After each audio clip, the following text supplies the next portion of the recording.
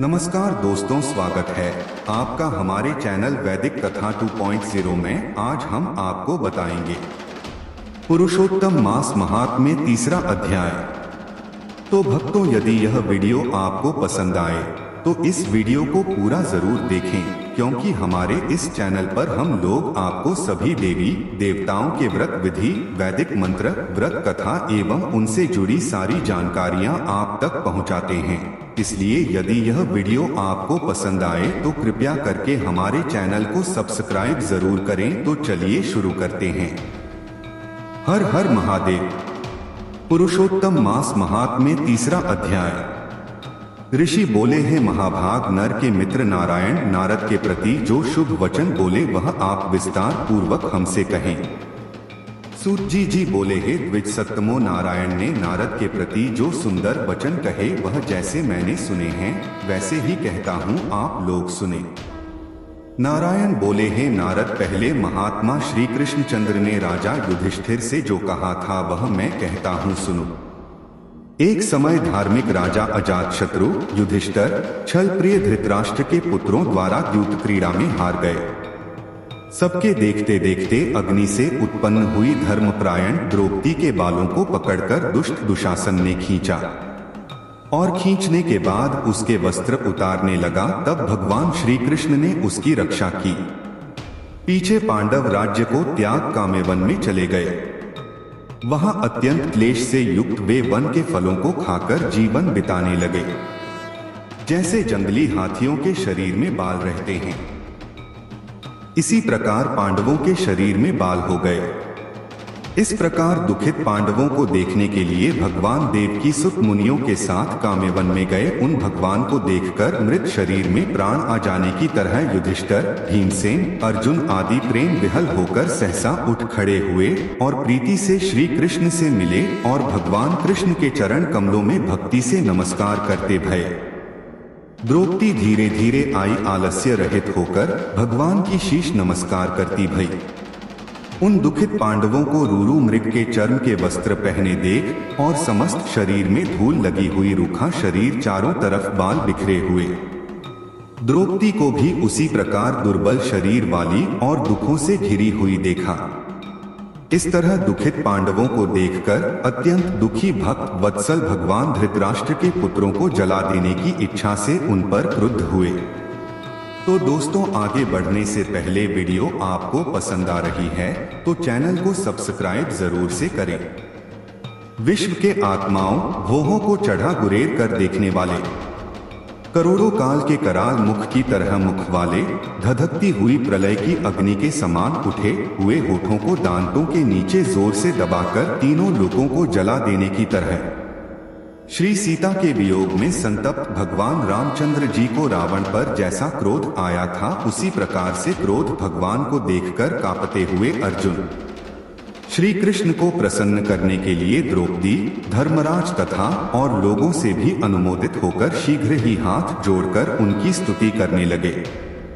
अर्जुन बोले, हे कृष्ण, हे जगन्नाथ, जगत के नाथ, हे नाथ, मैं जगत के बाहर नहीं हूँ, आप ही जगत की रक्षा करने वाले हैं। हे प्रभु, क्या मेरी रक्षा आप न करेंगे? जिनके नेत्रों के देखने से ही ब्रह्मा का पतन हो जाता है, उनके क्रोध करने से क्या नहीं हो सकता? यह कौन जानता है कि क्रोध से संसार का पालन प्रलय हो जाता है? संपूर्ण तत्व को जानने वाले के कारण वेद और वेदांत के बीज के चित्त आप साक्षात श्री कृष्ण है। मैं आपकी वंदना करता हूँ। आप ईश्वर हैं। इस चराचरतात्मक संसार को आपने उत्पन्न किया है। सर्व मंगल के मंगल हैं और सनातन के भी बीज रूप हैं। इसलिए एक के अपराध से आपके बनाए समस्त विश्व का आप नाश कैसे करेंगे? कौन भला ऐसा होगा जो मच्छरों को जलाने के लिए अपने घर को जला देता हो? श्री नारायण बोले, दूसरों की वीरता को मर्दन करने वाले अर्जुन ने भगवान से इस प्रकार निवेदन कर प्रणाम किया। सूत जी बोले, श्री कृष्ण जी ने अपने क्रोध को शांत किया और स्वयं भी चंद्रमा की तरह शांत हो गए। इस प्रकार भगवान को शांत देखकर पांडव स्वस्थ होते भय प्रेम से प्रसन्न मुख एवं प्रेम विहल हुए। सबों ने भगवान को प्रणाम किया और जंगली कंद मूल फल आदि से उनकी पूजा की।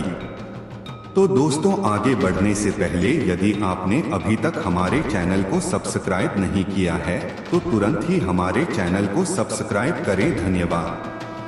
नारायण बोले तब शरण में जाने योग्य भक्तों के ऊपर कृपा करने वाले श्री कृष्ण को प्रसन्न जान विशेष प्रेम से भरे हुए नम्र अर्जुन ने बारंबार नमस्कार किया और जो प्रश्न आपने हमें किया है वही प्रश्न उन्होंने श्री कृष्ण से किया। इस प्रकार अर्जुन का प्रश्न सुनकर क्षण मात्र मन से सोचकर अपने सुहाद्र पांडवों को और व्रत को धारण की हुई द्रौपदी को आश्वासन देते हुए वक्ताओं में श्रेष्ठ श्री कृष्ण पांडवों से हितकर वचन बोले। श्री कृष्ण जी बोले, हे राजन, हे महाभाग, हे विभव, अब मेरे वचन सुनो। आपने यह प्रश्न अपूर्व किया है। आपको उत्तर देने में मुझे उत्साह नहीं हो रहा है। इस प्रश्न का उत्तर गुप्त से गुप्त है, ऋषियों को भी नहीं विदित है। फिर भी है अर्जुन, मित्र के नाते अथवा तुम हमारे भक्त हो इस कारण से हम कहते हैं। हे सुब्रत, वह जो उत्तर है वह अति उग्र है। आठ क्रम से सुनो।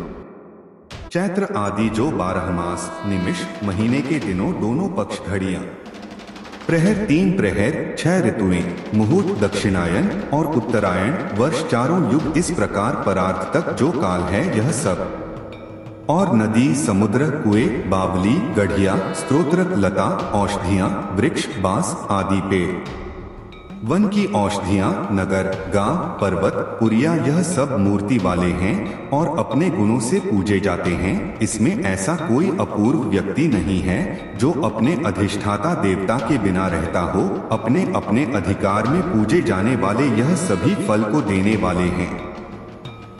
अपने अपने अधिष्ठाता देवता के योग के महात्म्य से यह सब सौभाग्यवान हैं।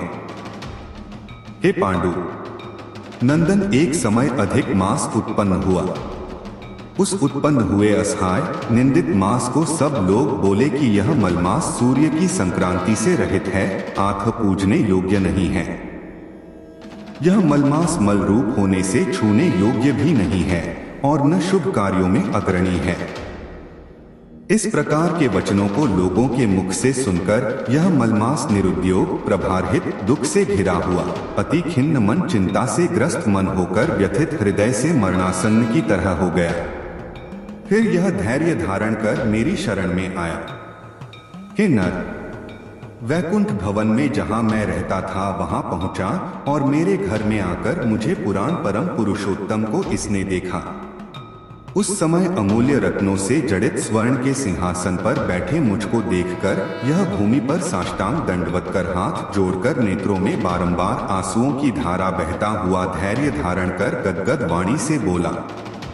सूत जी बोले, इस प्रकार महामुनि बद्रीनाथ कथा कहकर चुप हो गए। इस प्रकार नारायण के मुख से कथा सुन भक्तों के ऊपर दया करने वाले नारद मुनि पुनः बोले। नारद जी बोले, इस प्रकार अपनी पूर्णतला से विराजमान भगवान विष्णु के निर्मल भवन में जाकर भक्ति द्वारा मिलने वाले, जगत के पापों को दूर करने वाले, योगियों को भी शीघ्र न मिलने वाले, जगत को अभयदान प्रदान करने वाले ब्रह्मारूप मुकुंद जहाँ पर थे उनके चरण कमलों की शरण में आया हुआ अधिक मास क्या बोला। इति श्री बृहन्नारदीय पुराणे पुरुषोत्तम मासे अधिक मासे वैकुंठ पदार्पण नाम 3 अध्याय समाप्त। इस तरह से वीडियो यहीं समाप्त होता है। भक्तों, हमारे इस चैनल पर हम लोग आपको सभी देवी देवताओं के व्रत विधि, वैदिक मंत्र, व्रत कथा एवं उनसे जुड़ी सारी जानकारियां आप तक पहुंचाते हैं। इसलिए यदि यह वीडियो आपको पसंद आए तो कृपया करके हमारे चैनल को सब्सक्राइब जरूर करें। हम लोग आपके मंगल जीवन की कामना करते हैं। सदा स्वस्थ रहें, मस्त रहें और व्यस्त रहें। तो मिलते हैं अगले वीडियो में। जब तक आप लोग अपना ध्यान रखिएगा। हर हर महादेव।